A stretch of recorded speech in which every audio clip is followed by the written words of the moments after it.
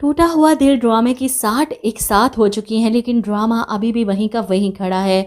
मतलब अभी भी इदरान के सामने कमाल की असलियत नहीं आई और कमाल मुसलसल जीत रहा है। शाइला का इत्मीनान वो जीत चुका है और एक बार फिर से इस घर में सब सुकून और इत्मीनान से रह रहे हैं। अयूर साहब को भी कोई फ़र्क नहीं पड़ता कि इनके बेटे का घर एक बार फिर से बर्बाद हो गया। इनकी बेटी खुश है अपने शोहर के साथ, इनके लिए यही काफ़ी है। इंतहाई खुदगर्ज और खुदपरस्त शख्स निकला ये तो। इसी ने मशवरा दिया था ना इदरान को, समीन को उसके माँ बाप के घर भिजवा दो।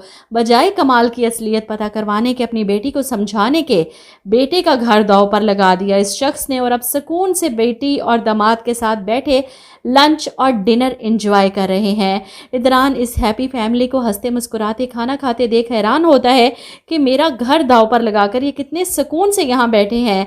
फिलहाल तो गलती इदरान की है, अपनी बीवी पर यकीन करने की बजाय इसे कमाल की बातों पर यकीन था।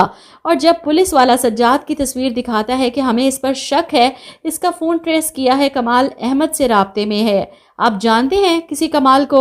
यहाँ पर इदरान चौंक जाता है। अब अपने तौर पर इन्वेस्टिगेशन करेगा, इतनी आसानी से तो कमाल को जाने नहीं देगा। वहीं दूसरी तरफ शाहज़िर कमाल से सारी बातें सुनने के बाद काफ़ी खुश और मुतमईन है कि समीन को घर से निकाल दिया इदरान ने। अब समीन को हासिल करने का बहुत अच्छा मौका मिल चुका है इसे। वो अपने दोस्त को अपने प्लान के बारे में बता रहा है। समीन को इसके अमीर शोहर के साथ खुश व खुर्म सुनता हूँ ना तो दिल में आग सी लग जाती है। मैं इसके शोहर इदरान मलिक को तबाह बर्बाद कर देना चाहता हूँ और मुझे समझ नहीं आ रही कि कितना करोड़ों का माल चुरा कर ले आया, जिससे जेवर भी बन रहे हैं, अय्याशियाँ भी हो रही हैं और अब बिजनेस एम्पायर खड़ा करने का सोच रहा है। इदरान के मुकाबले में आना चाहता है ताकि इसे बर्बाद कर सके। वो अपनी माँ के लिए सोने के कंगन लाता है, जिसे देखकर शाहज़िर की माँ खुशी से उछल पड़ती है, इतने खूबसूरत, जिस पर शाहज़िर कहता है बस अब्बा से छुपा कर रखना, इन्हें ना पता चले। कंगन पकड़कर शाहज़िर की बहन सवाल करती है कि तुम यूके गए थे या फिर कोई खजाना चुराने गए थे।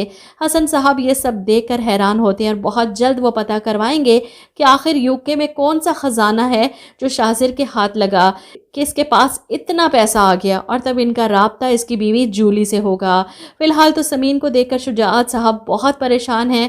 वो इसे कहते हैं कि मैं बात करूं इदरान से, जिस पर समीन मना कर देती है कि अब्बा इस वक्त खामोशी बेहतर है क्योंकि हालात हमारे हक में नहीं है। उष्ना, जिसने आज के एपिसोड में काफ़ी चीखों पुकार की, इतना चीख चीख कर बोली अपने माँ बाप के सामने, मैं बुरी, मैं गलत, समीन से कोई नहीं पूछता, मुझसे कोई प्यार नहीं करता, मैं मर जाऊंगी, स्कूल में आ जाएंगे सब। मतलब कसूर भी इसका, खुद की गलती भी इसकी, और फिर विक्टिम भी खुद ही बनने की कोशिश कर रही है। खाने की टेबल पर उष्ना को ना पाकर समीन इससे बात करने से मनाने इसके कमरे में जाती है, इसे गले से लगाती है, प्यार करती है, तसल्ली देती है कि उष्ना हम सब तुमसे बहुत प्यार करते हैं। मैं जानती हूँ कि तुम्हारे साथ बहुत गलत हुआ, लेकिन इसका ये मतलब नहीं कि तुम अपने माँ बाप को इस सब का कसूरवार समझो। वो बड़े प्यार से उष्ना को समझाती है, जिसके बाद उष्ना को अपनी गलती का एहसास होता है और वो अपने माँ बाप से माफ़ी मांगने की कोशिश करती है। रोते हुए कहती है, मैं जानती हूँ मैं बहुत बुरी हूँ, मैंने आपका बहुत दिल दुखाया है। यहाँ पर नीली इसके ड्रामे देखकर तंजिया हंसती है। वैसे इसकी एक्टिंग अच्छी है, लड़की सही आईना दिखा रही है शुरू से ही उष्ना को, और अब भी माँ बाप की बजाय यही माँ बनी हुई है उष्ना की। वहीं दूसरी तरफ बुटीक में काम करते हुए शाइला कमाल से सवाल करती है कि मुझे ये समझ नहीं आ रही कि उस उष्ना को सूझी क्या तुम्हें ब्लैकमेल करने की। कमाल घबरा जाता है लेकिन फ़ौरन बात बनाएगा, मैंने तुम्हें बताया था ना कुछ अर्सा पहले वो हमारी बुटीक पर अपनी दोस्तों के साथ आई थी कपड़े ख़रीदने, औकात से बाहर थे कपड़े, मैंने तो बहुत अच्छे से डील किया, लेकिन इसकी हैसियत ही नहीं थी ख़रीदने की। और तब इसने मुझे फंसाने की कोशिश की कि बुटीक का मालिक है, अमीर शख्स है, इसको फंसा लूँगी तो महंगे महंगे ड्रेसेस मुफ्त में मिल जाएंगे। कमाल की बात सुनकर शाइला सोच में पड़ जाती है, शायद तुम ठीक कह रहे हो, ये ख़ानदान ही लालची है, कैसे इदरान से भी पैसे निकलवाए थे उस उष्ना ने। ये सुनकर कमाल फ़ौरन हामी भरता है, हाँ यही तो मैं कह रहा हूँ, बहुत लालची लड़की थी वो।